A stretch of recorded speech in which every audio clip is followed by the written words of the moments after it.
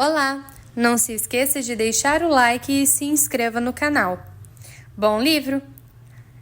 Capítulo 8 Elpis. A escrava mais jovem de Crescente está à minha espera no cais quando desembarcamos. Antes de me despedir, digo a Eric que vou rezar por sua segurança. Quando me aproximo da garota, seus olhos se desviam depressa em um esforço para evitar os meus. O Prince acompanhou Lady Crescente de volta ao palácio, diz ela, mas prometeram mandar a carruagem nos buscar sem demora.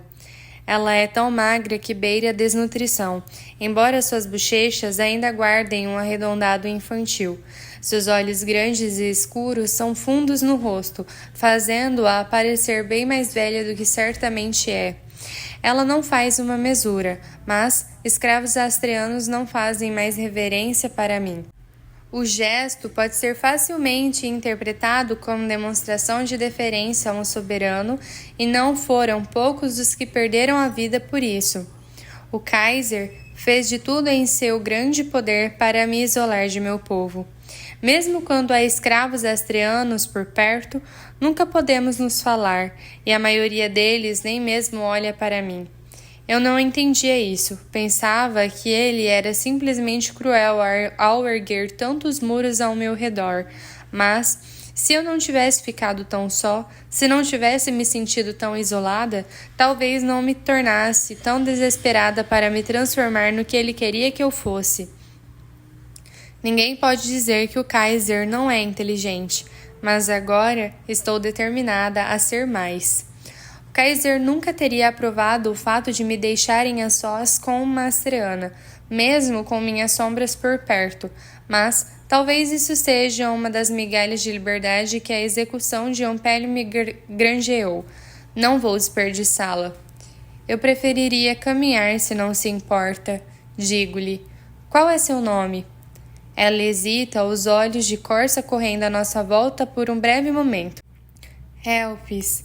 Responde tão baixo que mal a escuto. Você se importa de caminhar, Elpis? Pergunto-lhe. Ela mastiga o lábio inferior por alguns segundos, a tal ponto que temo que ele vá sangrar. Teremos de atravessar o bairro dos escravos, minha senhora, avisa ela. Vai estar vazio a esta hora do dia na maior parte, mas não me importo. Se você não se importar. Eu não me importo, diz ela, a voz ganhando força. Mas não temos um guarda. Temos minhas sombras, declaro, embora elas estejam ali mais para me manter vigiada do que segura, e duvido que interferissem a menos que parecesse que eu estava prestes a ser morta ou desfigurada. Com certeza, elas não levantariam um só dedo para ajudar Elpis. Ela deve saber disso também, porque me olha com cautela. É claro, minha senhora. Não posso culpá-la por seu desconforto. Ela era mais jovem do que eu quando fomos sitiados. A Astra é um pouco mais do que uma história fantasma para ela. Não tenho certeza se isso faz dela uma pessoa mais ou menos digna de confiança. Há muito mais em jogo dessa vez do que algumas chicotadas nas costas. Preciso estar segura em relação a Elpis. Sinto-me tentada a olhar ao redor em busca de minhas sombras enquanto caminhamos, mas a esta altura sei que não as verei, e esse gesto só vai me fazer parecer suspeita. Talvez eu tenha uma vislumbre de uma ponta de tecido preto passando depressa por uma viela próxima, ou ouço o som de passos leves, nada demais. Elas são treinadas para não serem vistas nem ouvidas, e tenho certeza de que possuem pedras do espírito em abundância para ajudá-las nisso. Ouvi dizer que mantos forrados com pedras do ar podem deixar quem os usa temporariamente invisível e quase totalmente silencioso. Elas vão contar ao Kaiser sobre esta aventura, embora eu duvide que ousem se aproximar o suficiente para ouvir nossa conversa. Ele não vai ficar nada satisfeito de saber que troquei palavras, não importa quão inocentes sejam, com uma escrava astreana. A voz de Tora soa de novo em minha mente, instigando-me a permanecer em segurança, mas a de Blaze é mais alta, 20.000. Você mora aqui com seus pais? Pergunto a ela enquanto andamos. Sim, minha senhora. responde Elpis, cautelosa. Bem, com minha mãe e meu irmão mais novo. Meu pai morreu na conquista. A conquista é como os calovaxianos chamam o cerco. Faz com que soe mais honroso, suponho, conquistar algo indômito do que fazer cerco a algo indefeso. Sinto muito, digo a ela. O que sua mãe faz? Antes ela era botânica, mas agora é costureira para o TEM e para a Lady Crescentia. Quantos anos tem seu irmão? Ela hesita. Vai fazer 10 em pouco tempo, responde, um tom duro surgindo em sua voz. Ele é meu meio-irmão. Ah, digo olhando-a com incerteza. Mesmo na corte, existem mulheres que têm filhos fora do casamento. E isso é muito menos vergonhoso para uma viúva do que para uma donzela.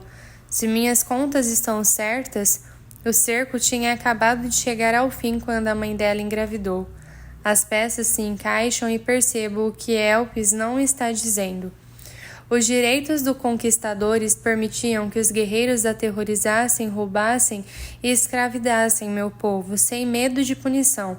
Mas eu nunca tinha pensado em tudo que isso acarretaria. Estupro.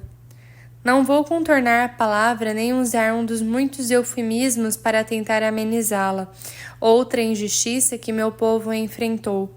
Outra dívida que eu juro que será cobrada. Elfis não tem tanta prática quanto eu em esconder a própria raiva, que está estampada em seu rosto como palavras em uma página, evidente na tensão de sua mandíbula e no intenso foco dos seus olhos. Com um olhar desses, ela poderia transformar alguém em pedra. É uma raiva que conheço bem demais. Elpis não é leal ao Kaiser, tenho certeza, mas isso não significa que será leal a mim. Não sou sua rainha, afinal. Sou uma menina mimada e protegida que é amiga daquele que a mantém acorrentada. Preciso de um momento para traduzir minhas palavras para o astriano em minha mente antes de pronunciá-las. Ele é parecido com eles? Pergunto suavemente. A voz quase um sussurro. Mantenho o sorriso firme para que minhas sombras pensem que estou tagarelando sobre alguma coisa boba e irrelevante.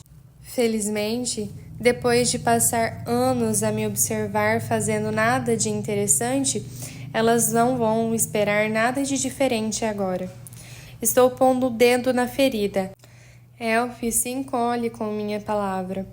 Mas não recuo. Preciso da sua raiva. Preciso que saiba que ela não tem que suportá-la sozinha, que estou do lado dela.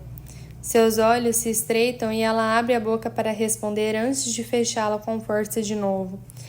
Parece. Responde ela concisamente em calovaxiano antes de mudar para astriano e baixar a voz de tal forma que mal consigo ouvi-la. O que quer de mim, minha senhora? Pergunta a voz tensa. As ruas estão desertas, embora haja olhos fundos observando de janelas quebradas, crianças pequenas demais para trabalhar, doentes, idosos. Roa deve morar em algum lugar por aqui quando não está comigo. A ideia me parece estranha. Não é algo que eu já tivesse me perguntado. O que você quer? Pergunta a Elpis. Ela olha ao redor e procura das sombras também. Os ouvidos que estão sempre escutando, os olhos que estão sempre observando. Elas, porém, não estão aqui, asseguro a mim mesma. Não perto o bastante, pelo menos, mas não creio totalmente nisso. Já me enganei muitas vezes antes. Isso é um truque, minha senhora? Pergunta ela, voltando para o calovaxiano. Ela não confia em mim. E por que confiaria? Ela me vê há anos com Crescentia. Seria uma tola se confiasse e tem uma vida difícil demais para ser tola. Ao menos o fato de ela não confiar em mim me faz confiar nela. Não, não é um truque. Olho em volta de novo e vejo um brilho revelador no ar. A uns bons 6 metros de distância, à espreita nas sombras de um prédio em ruínas. Elas não podem me ouvir, mas forço um sorriso alto e falso, mantendo meu sorriso e falando em astriano com uma medida extra de segurança. Elfis está confusa. Sorria, digo, e ela obedece na mesma hora apesar do toque de medo em seus olhos. Eles tentaram me destruir, Elpis, e quase conseguiram. Deixei que meu medo me intimidasse, deixei que eles me intimidassem, mas acabou. Vou fazer com que eles paguem por tudo que fizeram conosco, com o nosso país, com nossos pais e nossas mães. Você me ajuda? Prendo a respiração. Elpis cresceu neste mundo, nunca conheceu nada diferente. Ela poderia se virar contra mim em troca de sua liberdade de comida suficiente para manter a família saciada e eu não poderia condená-la por isso. Este é um mundo em que é difícil para os astrianos sobreviverem, e não vi o pior nele. Não sou sua soberana mais do que o Kaiser, e na verdade, por que ela se importaria desde que esteja segura, aquecida e alimentada? Mas, quando seus olhos encontram os meus, estão queimando com malignidade. O olhar dela é letal, mas não para mim. Sua raiva só alimenta a minha até estarmos emparelhadas ódio com ódio. Sim, Vossa Majestade. Sussurra ela, tropeçando nas palavras em astriano. Fico surpresa por ela sequer as conhecer. Vossa Majestade. Os calovaxianos não usam esse termo, de modo que a única pessoa que ouvi ser chamada assim foi minha mãe. Sei que a intenção de Elpis foi a melhor, mas ouvir isso agora faz doer meu coração. Não sou majestade de ninguém, tenho vontade de dizer a ela. Você tem pessoas em quem confia cegamente? Sim, responde ela sem hesitar. Resposta errada. Não confie em ninguém até que conquistem sua confiança. Cometi esse erro antes e sofri por isso, mas o Kaiser vai achar que punir você não vale o tempo dele. Ele vai matá-la, entendeu? Ela morde o lábio antes de se lembrar que estamos sendo vigiadas. Sim, entendi a piada. Responde com uma risada que soa surpreendentemente natural. Ela não se dá o trabalho de baixar a voz nem em falar astriano. Boa garota, dando algo a eles, mesmo que seja nada. A única pessoa em que quero que você confie é um garoto. Ele estava servindo no banquete de ontem. É um pouco mais velho do que eu e de cabelos pretos bem curtos, mais alto do que a maioria dos homens, de olhos verdes vivos. E uma cicatriz aqui. Acrescento traçando com o dedo uma linha da minha têmpora ao canto da boca, mas fazendo parecer que estou coçando o rosto. Elpis assente com cabeça devagar. Acho que eu o conheço, diz. Você acha que o conhece? Insisto. Eu o conheço. Responde ela, parecendo mais certa. Não são muitos os garotos que trabalham no palácio, mas um começou há 2 dias. Ele tinha documentos liberando-o das minas. Forjados, tenho certeza. E provavelmente não vai demorar muito para que descubram isso. É ele, digo em calovaxiano. Ela sorri de leve. A senhora poderia ter dito só, o mais bonito. As garotas estão todas suspirando por ele. Reprimo uma gargalhada. Pode dar um recado a ele? Posso. Não deve ser difícil, Lady Crescente. Não presta muita atenção em muita coisa, principalmente quando tem um livro novo para ocupar a cabeça. O pai dela vigia a gente bem de perto, mas ele viajou para inspecionar as minas ontem à tarde. Outra informação útil, ainda que não seja boa.